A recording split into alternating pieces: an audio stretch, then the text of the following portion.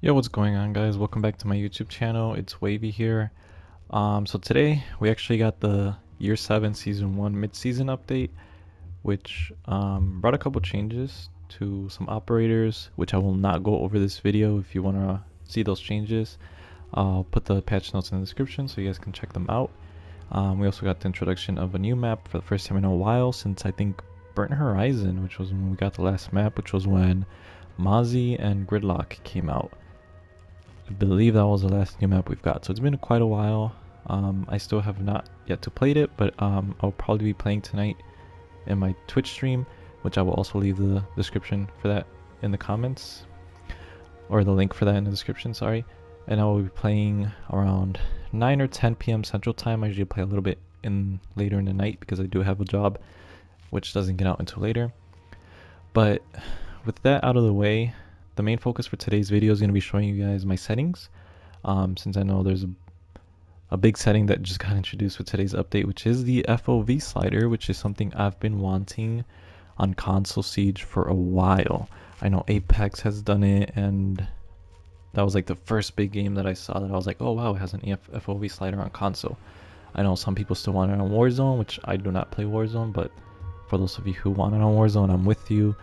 I just want to get as many settings as we can as a console players. But I'm not only going to go over the FOV and what it means, I'm also going to go over my just general controller settings and regular settings. So let's get started. We'll go through these very quickly.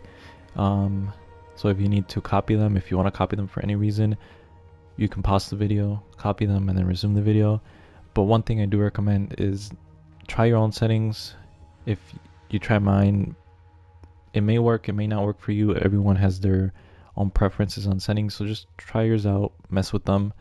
Don't be afraid of discomfort and losing some rank games until you find that perfect settings, which mine have been perfect for a couple years now. I've been using the same ones.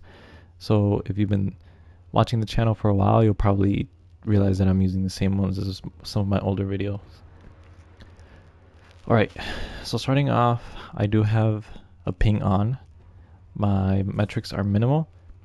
Or actually I have these off. I turned it on because I was testing out the FOV, because I know on the patch notes it said that you may experience some like loss of frames or something, but I feel like that would be for the older generation consoles. I'm on a PS5 and I noticed no dipping in frame rate. I was still like at a steady 140, so we should be good. So I'll have that off.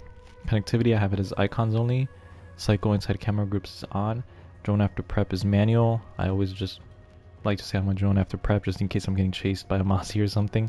And then match replay, I have it on just because I am a content creator and sometimes I do go back to match replay to get some content from something I might have missed recording. For HUD, I do run a custom HUD preset. I'll try to go through these as quickly as possible so you guys can see how my HUD looks. Try to have it as clean as possible, so if you want to copy for the cleanest HUD you can get without losing too much information, just copy mine. So I have the compass on, but I have it on simplified. I do not like the big one. I have current location on. I have generic pings on, contextual pings on, opponent pings on, objective markers on, elimination marker on, ping location helper off. My loadout is on. I have a loadout inputs off though, just because I know which button does what. By this time I've played thousands of hours, so I don't need a guide to tell me what to press to swap weapons. I have health on, status effects on, stance indicator off. This is a no-brainer to have off. I mean, it's not too, doesn't block your screen too much, but it just indicates whether you're crouching, standing, or prone. You should know whether you're doing any of those, so I just have it off. Down but not on timer on, critical warnings on, action reminders on, action inputs off. Again, I know which buttons to press, so I have that off. Defuse reminder off. And then action reminder opacity, I have it as minimal, so 40.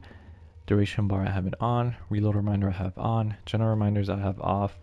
Those are like those reminders that pop off on the left. I found those annoying when they first added them, so that was like, I turned them off as soon as those were added to the game. Crosshairs, I have on. Operator reticle, I have on. Observation tool reticle, I have on. Grenade indicator is on. Threat indicator is on. Hit indicator is on.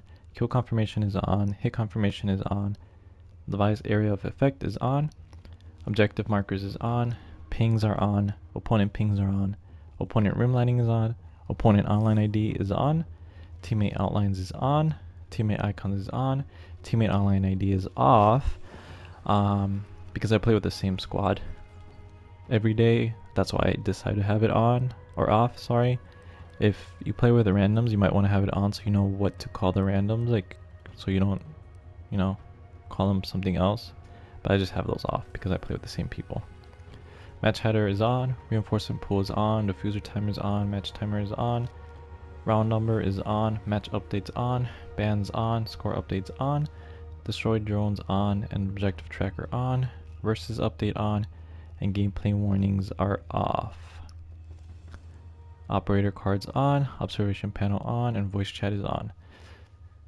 Like I said, I'm kind of running through these a little bit quick, so if you need to copy them, feel free to pause the video as I was going through them and change them and then resume the video. Like I said, this is my version of having the best simplified HUD. So yeah, if you guys want to test it out, go ahead, you guys can copy this. And now we're going on to my audio. So menu in spoken language is English. I have subtitles off. I have master volume at 100, music at 30, dialogue at 70. I used hi-fi for dynamic range. I have my voice chat at 100, and I have my controller speaker on or off, sorry, for those who have a PlayStation 4 or PlayStation 5. You know how annoying the controller speaker is. I always turn it off if I have that option. So that's why I have it off. For display, I have VSync off.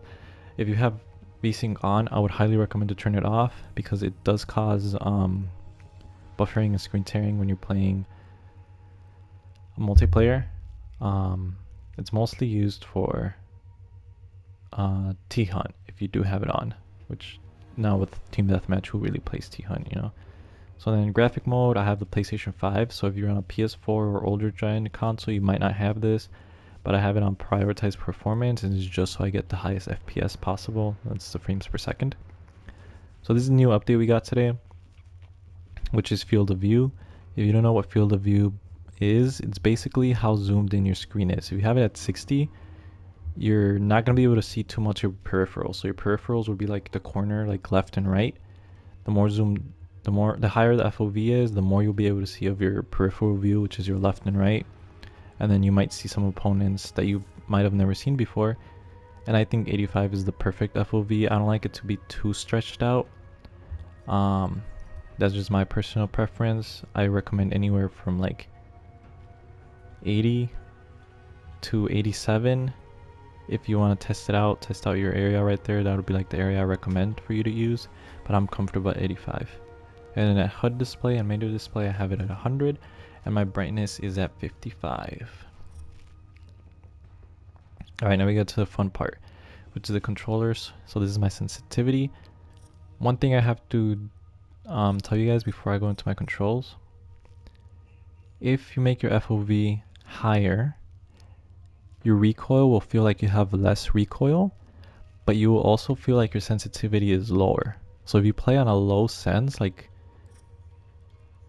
30 horizontal or 20 horizontal, and if you ramp this all the way up to 90, your sensitivity will feel a little bit slower. So just keep that in mind when you're changing your field of view. You might have to like rechange your sensitivity again.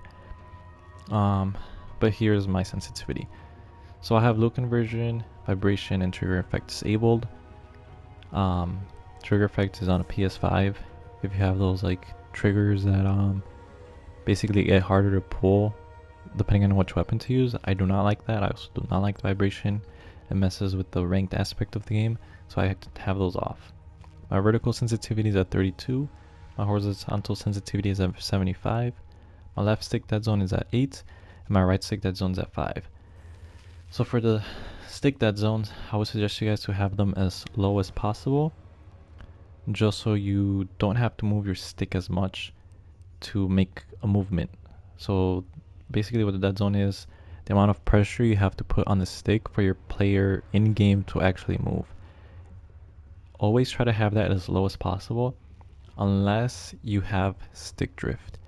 If you have stick drift, start as low as possible, go into a T-Hunt, stand still.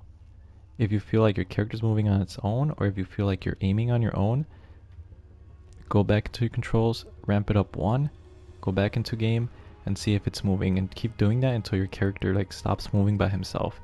And then keep it at that level, whatever level it is for you.